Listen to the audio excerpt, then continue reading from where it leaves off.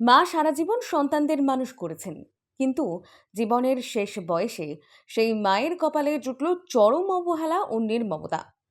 এমনই মর্মান্তিক অভিযোগ উঠল গ্রামীণ হাওড়ার উদয়নারায়ণপুর ব্লকের কানুপাত্র গ্রামে। স্থানীয় সূত্রে জানা যায়, ওই বৃদ্ধার 4 ছেলে ও 1 মেয়ে। শনিবার দুপুর প্রায় 1:30 নাগাদ ওই বৃদ্ধা নিজের মেয়ের বাড়ি থেকে ফিরে আসেন, কিন্তু অভিযোগ, নিজের বাড়িতে ঢুকতে দেওয়া হয়নি তাকে।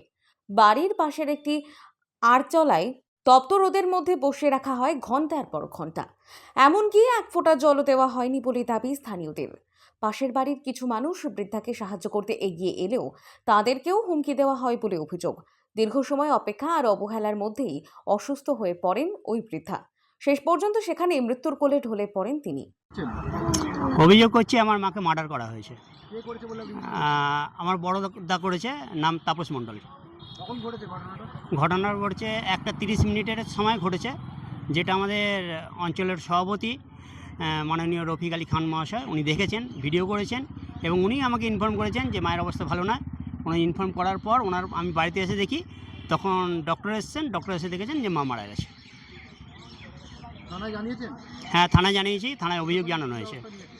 থানায় আমাদের লিখিত নিয়ে ওনারা কেস নেবেন, আর বডিটা কালকে পোস্টমর্টমের জন্য পাঠানো হবে। পুলিশ অফিসার এসেছিলেন, উনি যথেষ্ট সাহায্য করেছেন।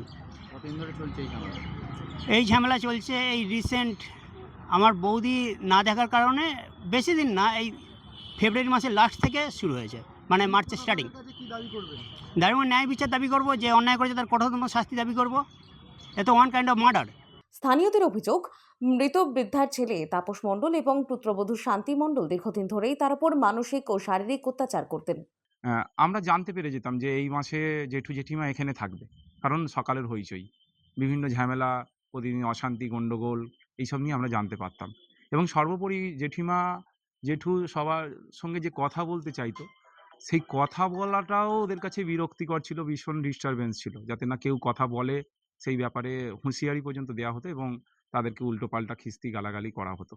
ঘটনার খবর পেয়ে পুলিশ ঘটনাস্থলে পৌঁছে বৃদ্ধার দেহ উদ্ধার করে ময়নাতদন্তের জন্য পাঠায়।